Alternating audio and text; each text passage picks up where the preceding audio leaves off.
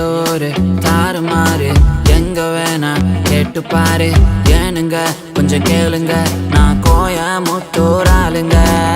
மண் வாசம் கூட சேர்ந்து மரியாதையும் வீசுங்க எங்கூரு வாண்டு கூட வாங்க போங்கன்னு பேசுங்க